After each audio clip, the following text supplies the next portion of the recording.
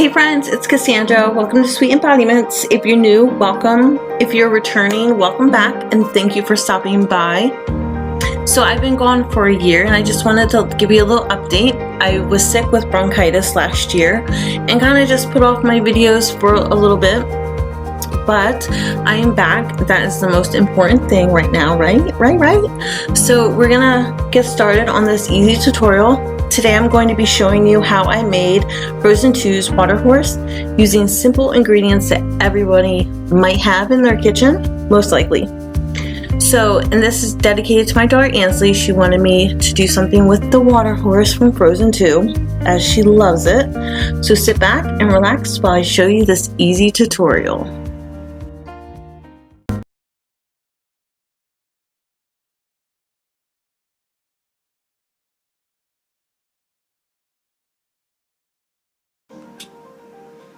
Okay, let's get started.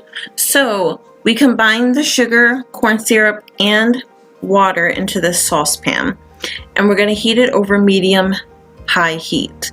Now, my camera died, so I couldn't show you exactly how I put everything together, but you know, you get the point. But I will put all of the measurements of the ingredients down in the description box, so I'm not just rambling measurements off.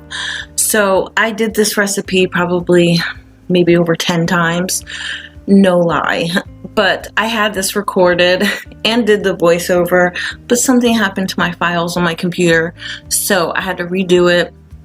So it was a lot of trial and error, but I'm going to tell you, you need a saucepan with a spout on it. That is so helpful in mixing and pouring it into the mold.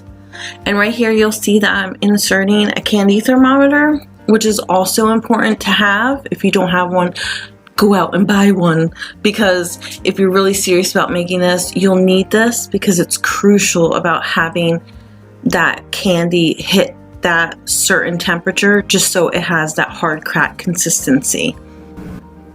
When the mixture starts to boil or begins to boil, you want to pump up the heat to about a 7, a little bit higher than medium-high heat.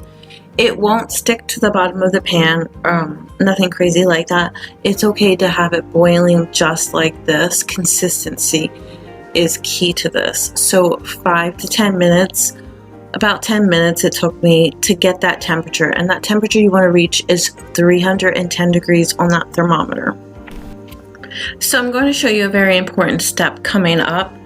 You want to grab a pastry brush or actually any kind of tool that will help you with this.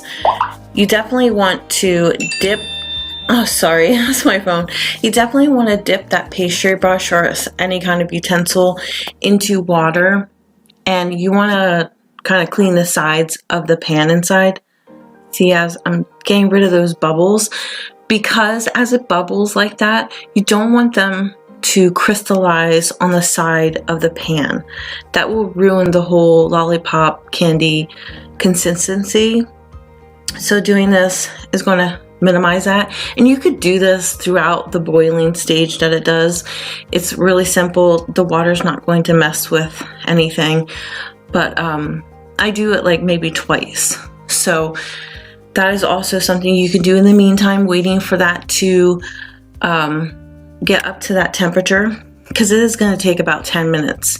And I also wanted to note that while you're waiting for this, it's really important to get a big bowl of water, ice water, put ice in it and put cold water, just so you have that ready for the next step after this reaches the temperature. And I will let you know what we do. I will actually show you in the next clip what we do.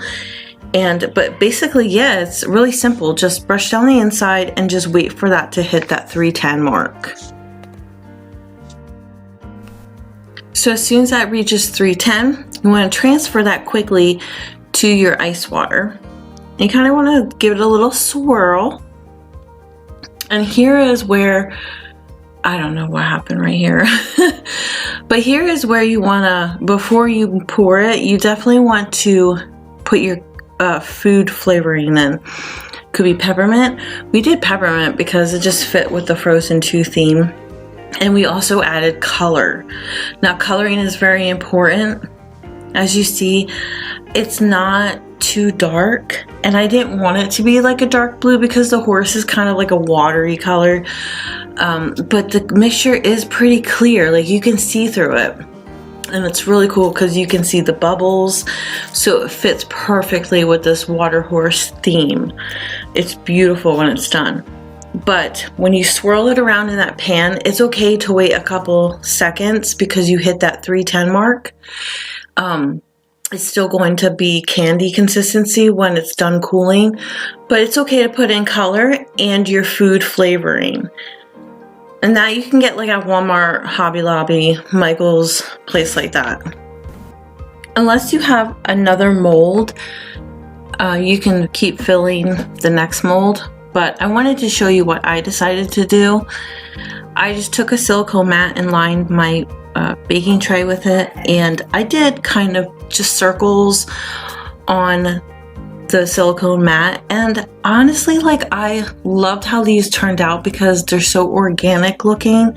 You'll see after I'm done pouring this, they're just imperfect, and they're really cool because they look homemade. And as you can see here, I'm adding these cute sprinkles. I got them, I believe, at Walmart, and they're called Fairy Tale. I think I do show you the bottle of them, but they're pink, they have blue and white hearts and a little bit of silver, but I just thought they just went so good with the Frozen theme. And I also stuck the sticks in, which is important before it hardens. And I don't know what I'm doing off camera here. Probably putting the sticks and stuff in. But yeah, they look so cool. And don't worry about those little, like, the little pieces of hard candy that are in between. Those will come off as soon as it hardens, like they will just break off. So don't be afraid of having little drizzles, because they will easily break off because it's candy.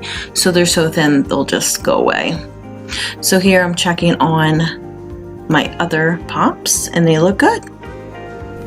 So you're going to see a very different color variation between the two of those. I was unhappy with the color that the last batch was. I told you I made this more than 10 times, but I just finally found the perfect blue. It didn't turn out green, which you have to be careful of. You don't want it to be green, so you have to add just a little bit more blue in that coloring. But they look absolutely beautiful. And I did these again.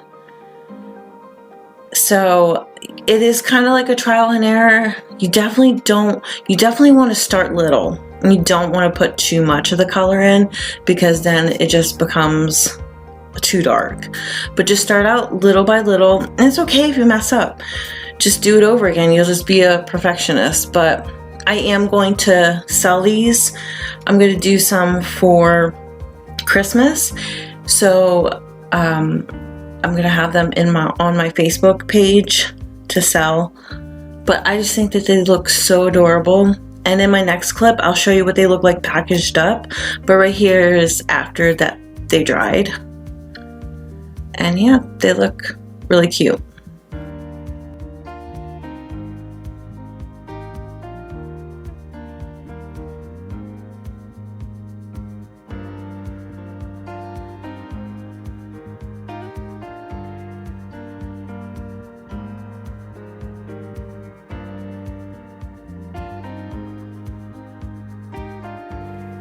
So here is the final product, the water horses. And I will name where I got that ribbon, you know, the name of it. And I got it from Oriental Trading, I believe. They come in white spool and a blue spool like that with the snowflakes. So pretty and cute. Like, it went so well with the theme here.